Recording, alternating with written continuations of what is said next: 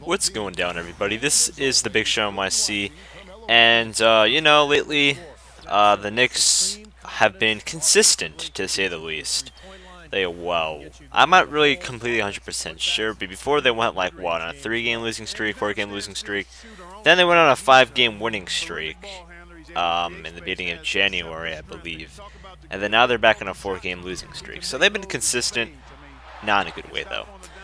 And lately, there have been injuries, obviously. There have been injuries the whole entire season. And, well, now we got players like Andrea Bargnani. He got injured last night. I was kind of waiting for his injury, just being the pessimistic Knicks fan I am.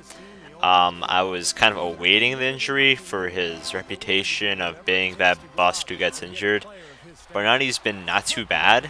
He's been getting blocks. He's been providing decent play, I guess. He's still a defensive liability, and he's still just, you know, he's not the greatest scorer ever, and he doesn't deserve to have 30 minutes a game, but he's been doing alright in some of the games that he played.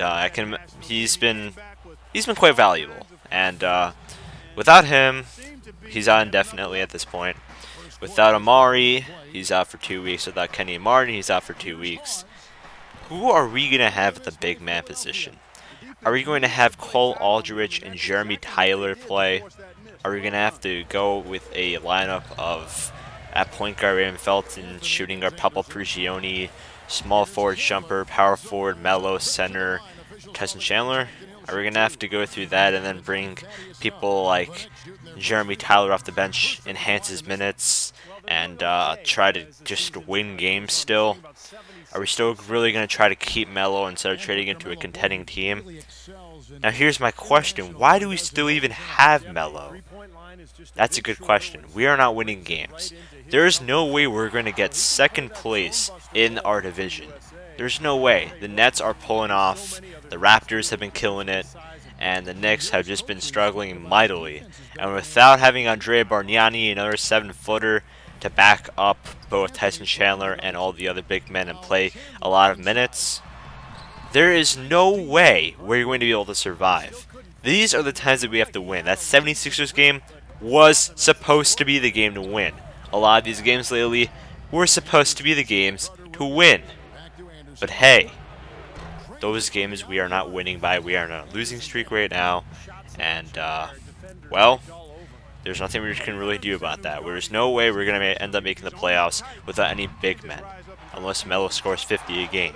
Shumpert needs to be more consistent with stepping it up. He needs to call for the ball more. That's what he has to do. Because whenever he calls for the ball more and takes more shots, that's whenever our team plays better. But he has to be a bit more aware, and the team has to be a bit more aware. Because again, we also have lack of team chemistry. Ever since last year, we had Jason Kidd on the team. He was the leader. He was the one who brought all the team chemistry together. He was the one who brought all the players together. With his, I guess, just being in the NBA for so long, he just knows what he's doing. He's just ahead. Everybody respects him. He was just the head. He was the leader. And Melo, he does not have that leader mentality. All he does is take shot after shot after shot after shot after shot and tries to rebound the ball. His rebounding numbers have been great, but his shots, and how much he chucks up just shot after shot after shot, it's annoying to see, considering that he does not trust any of his other teammates. I understand the teammates have been struggling. I understand there are no other good shooters on the team really, but you got to put a bit more faith in them. Because whenever you're shooting 0 for 5, you got to know when to pass the ball. And 0 for 5 in the first quarter, why are you taking so many shots in the first place in the fourth quarter? Do you want to end up with 25 shots a game? That's not what we want. With Andrea Bargnani out, that's what we're going to have to rely on if we keep Melo on this team. And Melo is not a leader. He doesn't care. He's not the type of person to build a chemistry with his teammates. He's not the type of person to be a team player like Kevin Durant is trying to be, and LeBron James is, and all the other players in the NBA like Paul George. You know, they're all team players. Carmelo Anthony is just a ball hog and nothing else. He has nothing else to his game except for shooting. And then he goes to the press conferences and speaks his true opinion, saying how we're struggling, how we gotta do this, how we gotta do that. but he doesn't really speak too highly about the organization. He doesn't speak too highly about his teammates, and that's what brings us down a bit. And then there's the point where, you know, why don't we just trade him away to a contending team? Why don't we just trade him for not even that much of value? Just why do you want to keep this man so badly to be the head of the franchise? Because the only way that he's going to stay is either A, if we bring a big name to this team, which we have no money for at the moment because of Amari, and him as well from his money and all that. Or B, if we give him a max deal. And he wants that max deal, the Knicks organization is going to re-sign him and give him that max deal. 5 years, 80 million probably, maybe even more than that. And I'm going to be very mad if they do that, because he's already getting up there in age. And yes, I know age doesn't affect too much of shooting. Shooting is just, you know, what you're born with. It's, you know, you can be a great shooter at whatever age. But you do get worse. You're not going to be able to play as many minutes. You're not going to be as fast. You're not going to be able to run with a team. And you're just getting up there in age. You're not worth that much money. And Carmelo Anthony will be that player. I don't think he's worth that much at this point. He's just a scorer. That's it. And he has nobody to back him up. We have J.R. Shit. I know his name is J.R. Smith, obviously, but I call him J.R. Shit. J.R. Dipshit. That's what he is. He's an idiot. He thinks, you know, last year I won 6th Man of the Year. Last year he absolutely teared it up. He did very well. Had some bad games. Had a lot of good games. 2-game winners. Maybe even 3. I'm pretty sure it's 2, though. 1 against the Buckeyes, 1 against Phoenix. All on the road. You know, he did very well. We relied on him. Mike Woodson relied on him and everything like that. But this year, he has just a terrible ego. He's just so dumb. And he's the reason why we didn't win in the playoffs. He's the reason why we didn't do anything in the playoffs. Because he was too busy partying about how he is in the playoffs and how he's the man winning the 6th Man award and this and that. Well, you gotta get your head out of the game, bro. You gotta get your head out of the shithole. You're what, like 28, 27? Grow the hell up, honestly.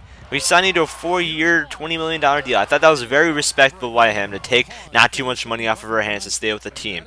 But now I very much regret even keeping this man and spending this much money on him. Because if we try trading him, nobody wants him.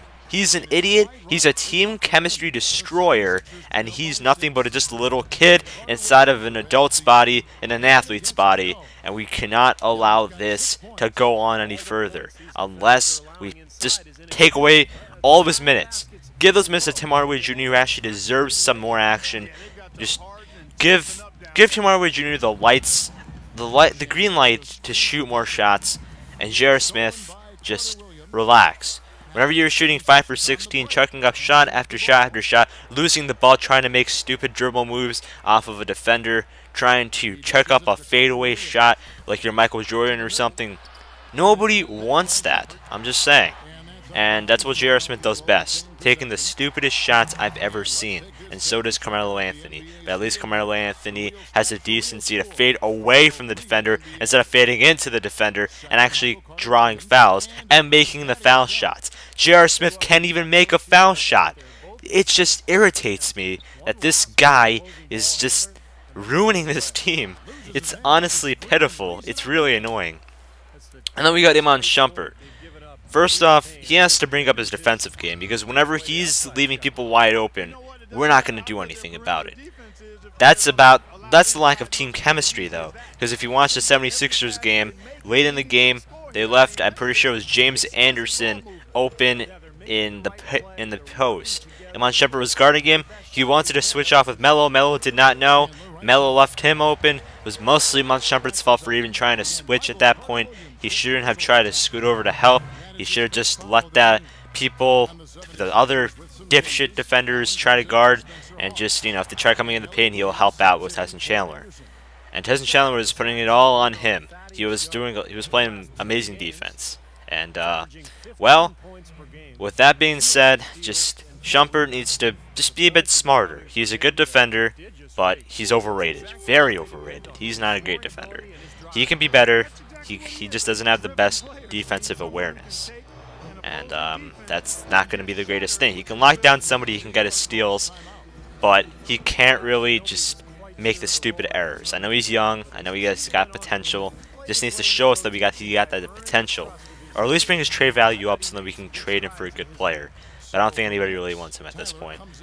But whenever we do give him the ball, and whenever we do give him the green light to shoot, he's actually not too bad at shooting. He's really improving on that.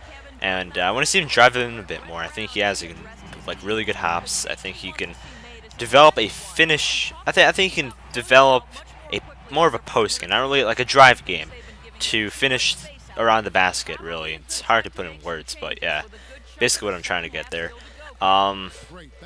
And to be honest, we have no shot at winning. We have no shot at winning the finals. We have no shot at doing anything.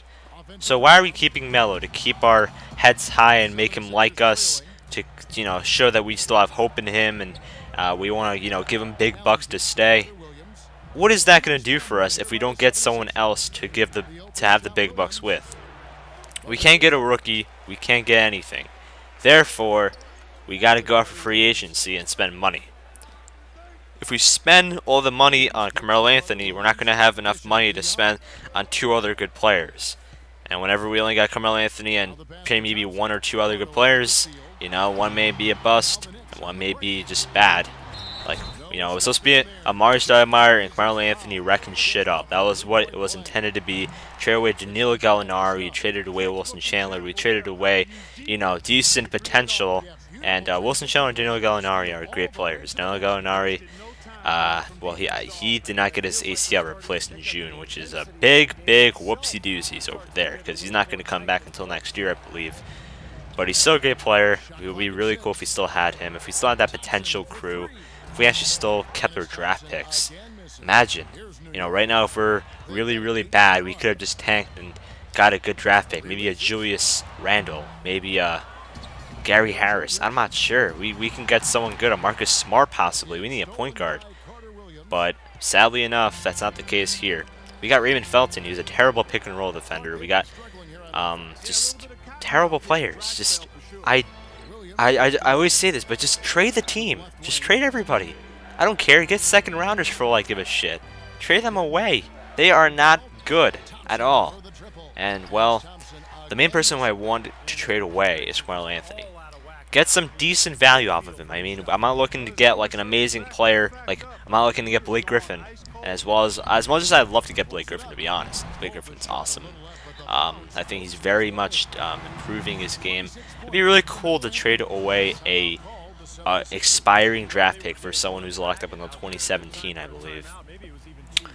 But Melo, I don't want to keep him. I don't want him to stay on the team, and we got to be smarter here. We already traded away our draft pick, and it was kind of a waste because we traded away all those. We traded away all that potential in their 2014 pick, which now lies with the Magic. Magic are going to get like a really good pick if both the Nuggets and Knicks continue to struggle. And this kind of just reminds me of just being a long-time Knicks fan. I've been a Knicks fan since I was about 4 or 5 years old. Whenever it was around 2001, 2002. Back whenever it was Latrell, Sprewell, all those, and Camby, Kurt Thomas, those players, whenever they were, you know, in their prime or younger, they were good. They were good players. And then guess who came? Stephon Marbury and Steve Francis, Channing Frye, Eddie Curry, Quentin Richardson, those players. I don't mind Quentin Richardson, by the way, but those other players, they were terrible. That's all I gotta say. We got Steve Francis for Trevor Ariza from the Magic. You know, we could have got Trevor Ariza. He was a decent small forward, a good scorer.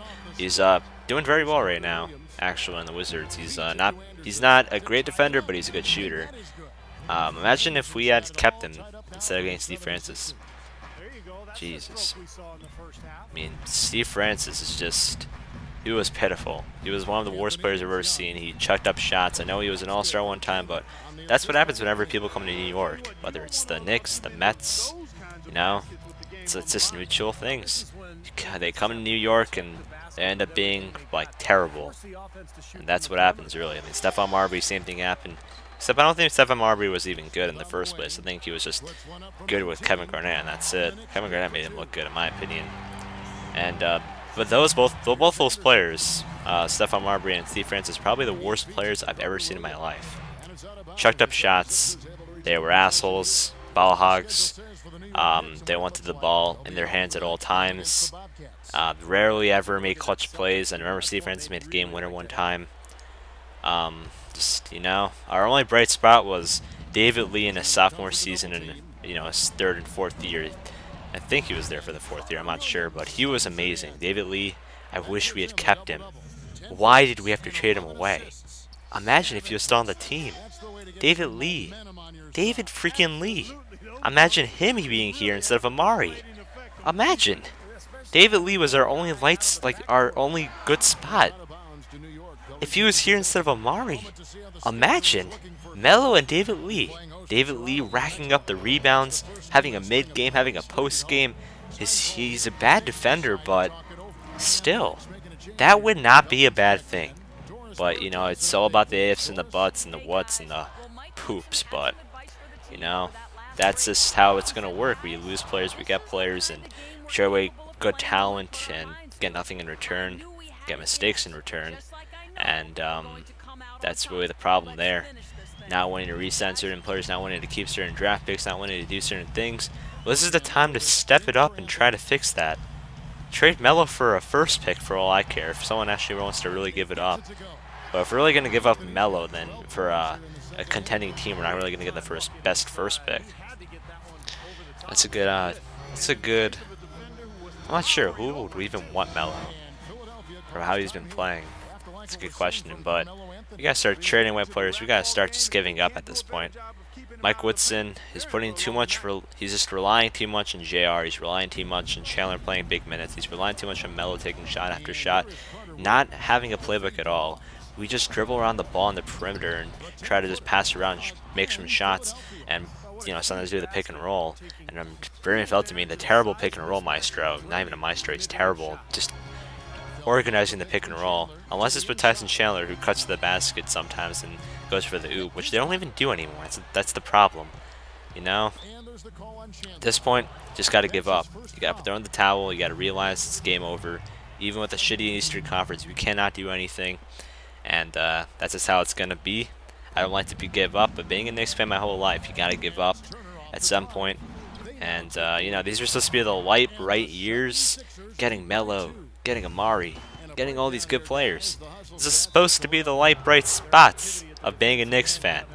Well, I see it. The best year I've ever watched was last year, whenever we chucked up random threes and made it in. Whenever we had the oldest team in the NBA, but still were really great, much better than anybody expected. And then this year, they're a lot worse than everybody expected. That's what happens whenever you figure out that you were being lucky. And whenever you make trades for Andrea Bargnani, who's going to be here for the next 2 years, I believe. Just, God, why did we do that? Wonder. What are you doing, Dolan? What are you doing? I don't understand this man anymore. I don't understand the Knicks organization anymore. You gotta start thinking quick too. Anyways, I'm sorry for wasting your time. This is a little rant. Bringing the past and the present of the Knicks, and the future as well. You gotta start looking into the future and start rebuilding. I would love to get a player like LaMarcus Aldridge, but I think the Portland Trail Blazers are gonna keep him inbound. My question is, how are they gonna end up? How are the Trailblazers gonna end up affording Damian Lillard and LaMarcus Aldridge to both stay on the team, with players like Nicholas Batum and Wesley Matthews also being on the same exact team? They may, I mean, they're going to really want to keep LaMarcus Aldridge, but the Knicks better fight for him in free agency, and they better not make another bad decision of just like re-signing Melo for 5 years, $80 million, or getting another player like Amari for big bucks. Just we're an unlucky organization, I can admit that. Amari was amazing in his first year. Amazing players. He was my favorite player that year. Like, whenever we got him, I loved him. I loved Amari. And now I feel so bad for him that he's so injury prone that he can't do anything anymore. He's scared. He doesn't want to poke his eye. He doesn't want to, you know, just his knees are fucked up. Everything about him is just, it's done. Ever since he hit the damn fire extinguisher, he's been finished. It's like the fire extinguisher from Mortal Kombat. Finish him, I swear to God, man. Anyways, I'm sorry for ranting a lot, but I just want to bring out my opinions on the Knicks. And, well, I'm used to it. I'm used to the Knicks losing. I'm used to the Knicks not being great. I'm used to the Knicks getting talent, but not being able to put that talent forward. And, the lack of scoring, the lack of defense, the lack of rebounding, the lack of everything, the lack of passing. It's just pitiful. We are the worst team, and I'm proud to admit it, really. I mean, we're not as bad as the Milwaukee Bucks, but we're probably worse than the Utah Jazz. Anyways, thank you all for watching. Put your own opinions on the Knicks down below. I'm not a very ignorant fan, as most Knicks fans are. Most of those Knicks fans are just letting pride get to them, and they are bandwagoners because they have not been long-term fans. They should know better to not have pride into the Knicks, because the Knicks haven't been good since the Patrick Ewing days, and it's sad to say that I wasn't even, wasn't even born, or wasn't even watching, wasn't old enough to watch back in the day. I would love to watch Sean Starks and Patrick Ewing play. But anyways, thank you all for watching. I hope you did enjoy, and I'll see you all later.